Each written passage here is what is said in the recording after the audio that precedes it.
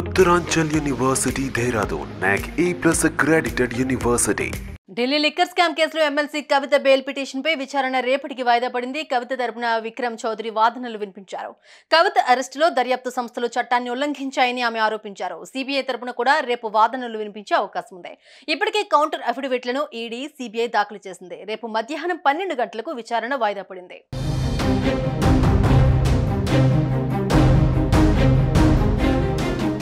Delhi liquor scam కేసులో ED, CBI నమోదు చేసిన కేసులో బెయిల్ మంజూరు చేయాల్సిందిగా ఎమ్మెల్సీ కవిత దాఖలు చేసిన పిటిషన్లపై ఢిల్లీ హైకోర్టు విచారణ చేపట్టింది. ఆమె తరపున వాదనలు వినిపించిన న్యాయవాది విక్రమ్ చౌదరి నిబంధనలకు విరుద్ధంగా కవితను అరెస్ట్ చేశారని అన్నారు. మహిళలను విచారించే సమయంలో స్పష్టత కోసం సిఆర్పిసిలోని అంశాలను లేవనెత్తుతూ సుప్రీంకోర్టులో పిటిషన్ వేశామని, దానిపై విచారణ జరుగుతూ ఉండగానే ఈడీ, సిబిఐ సమన్లు ఇచ్చాయని కోర్టుకు వివరించారు. ఇదే విషయాన్ని సుప్రీంకోర్టులో ప్రస్తావించగా తదుపరి విచారణ వరకు సమన్లు ఇవ్వబోమని అదనపు సొలిసిటర్ జనరల్ ప్రకటన చేశారని అన్నారు. ఇంతలోనే ఒక రోజు కవిత ఇంట్లో సోదాలు నిర్వహించి అదే రోజు సాయంత్రానికి అరెస్ట్ చేశారని చెప్పారు.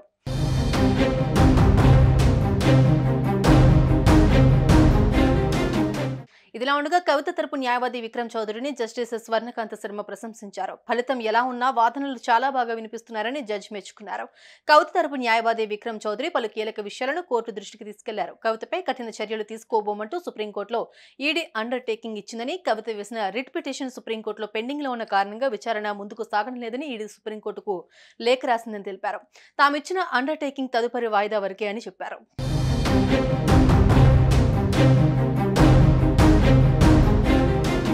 సుప్రీంకోర్టులో కేసు పెండింగ్ లో ఉండగానే 41A ప్రకారం సమన్లు జారీ చేశారని ఆయన గుర్తు చేశారు. సిఆర్పిసి 161 ప్రకారం మొదట నోటీసులు ఇచ్చిన వారు తర్వాత 41A ఎందుకు మారారో తెలియదన్నారు. సుప్రీంకోర్టులో విచారణ జరుగుతూ ఉండగానే ఈడీ బృందం కవిత ఇంట్లో ఉందని తెలిపారు. అదే రోజు ఈడీ కవితను అరెస్ట్ చేస్తున్నట్లుగా ప్రకటించిందన్నారు. ఇదిలా ఉంటే జ్యుడిషియల్ కస్టడీలో ఉండగానే కవితను ప్రశ్నించాలంటూ సిబిఐ పిటిషన్ వేసింది. ఆ పిటిషన్ ను కోర్టు అంగీకరించింది.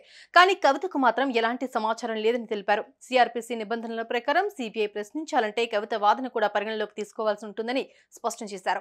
ఆ తర్వాత కనీసం అరెస్టు వారెంట్ కూడా లేకుండానే సిబిఐ అరెస్ట్ చేసిందని తెలిపారు. రేపు మధ్యాహ్నం కౌంటర్ వాదనలు వినిపిస్తామని ఈడీ కోర్టుకు తెలిపింది.